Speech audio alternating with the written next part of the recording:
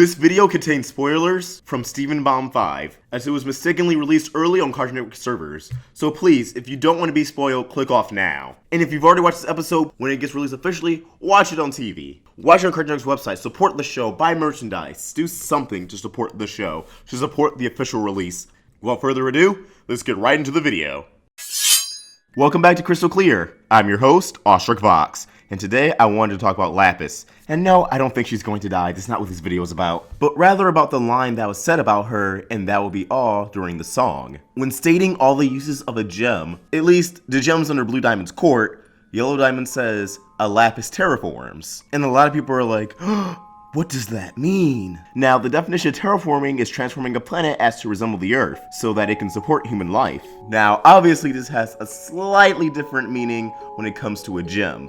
They would terraform planets to sustain gem life. But what exactly on our planet Lapis terraformed? Now, AJ Universe made a pretty solid theory on this, which unfortunately at the time of this video was taken down by Cartoon Network. He states that Lapis terraformed the kindergartens, at least the prime kindergarten, and she was approached by Rose, since terraforming kindergartens makes Lapis directly responsible for harming the Earth. However, Lapis refuses Rose's offer to join her, which gives context to the line, "I never believed in this place" from Ocean Gem. And this is also why Bismuth came after Lapis in the same old world flashback. And Lapis is withholding this information from Steven because she doesn't want him to know that she was involved in harming his planet. And while that's a great, solid theory, and I'll link AJ's channel in the description so you guys can see his other great theories, there are only two things about it that I kinda disagree with. While I can't really speak for the prime kindergarten, and it could have been great when the beta kindergarten is first mentioned, we see its coordinates, and that coordinates match up with the Grand Canyon, something that already exists in our real world. And if the prime kindergarten is any indication, Homeworld tends to make kindergartens in canyons.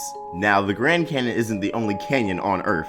So while it is very possible that Lapis terraformed the prime kindergarten, it could have already been an existing canyon that Homeworld just set up shop in. However, comparing the prime kindergarten to the beta kindergarten, and that knowledge that the beta kindergarten is the Grand Canyon, the prime kindergarten looks a lot more artificial in a way. The cliffs look a lot more even. It isn't as rigid as the beta kindergarten. So the prime kindergarten could have been an artificially made kindergarten, an artificially made canyon, carved out by lapis lazulis, while for the beta, since they didn't make it in a hurry, they just found an already existing canyon, i.e. the Grand Canyon, and got to work right away. Or they just ended up finding both canyons, and one was definitely an improvement over the other. Really, the only issue I actually have with this, I feel like Peridot would explain that lapis lazulis are involved when making kindergartens. Since she does seem to have some kind of information about both kindergartens, including how they were made, I feel like she could have stated, oh, Homeworld actually carved out the prime kindergarten, but the beta kindergarten, he took an already existing canyon for it. Seems like a detail that would be really convenient to leave out, especially if it was going to be a plot point later. This doesn't really discredit the theory though, as I'm not trying to discredit it, but rather build onto it with my own theory. But before I get into that, AJ also stated that Lapis is hiding information from Steven because she doesn't want him to know she was involved in harming his planet. But Steven's a really understanding person, and if this was the case, creating the prime kindergarten gave Steven Amethyst. Steven tends to look on the bright side of things, and I don't think he would be mad at Lapis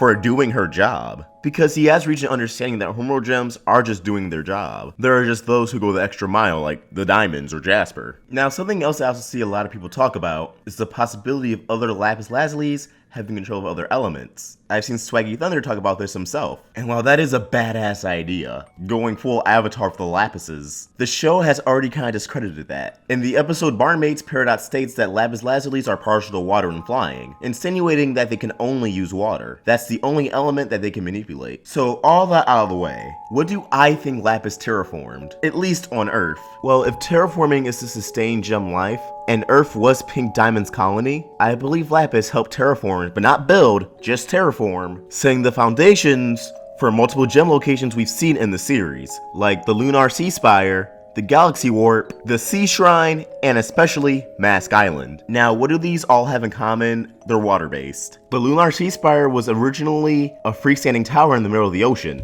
and had an extreme gravitational pull that prevented waves from sinking it. Lapis could have played a role in that gravitational pull, doing some water tricks. However, the Moon Goddess statue is what restored the structure and preserves its power, A lot of people speculate that there's a connection between Lapis and the Moon Goddess statue, but that's for another video. The Galaxy Warp was something that looks like it was designed, and it's on top of a large plateau surrounded by a large body of water. Again, being surrounded by water, I feel like Lapis had heavy involvement in creating the structure. The Sea Shrine is something that houses the hourglass and is at the very bottom of the ocean. It's stated to reform every 100 years after being flooded. Now, the only reason I can really think of it reforming every 100 years is since it houses the hourglass, that could be indicative of the actual Sea Shrine itself. The shrine itself could have some time mumbo jumbo embedded into it, allowing itself to turn back and reform, but there's oxygen inside the Sea Shrine.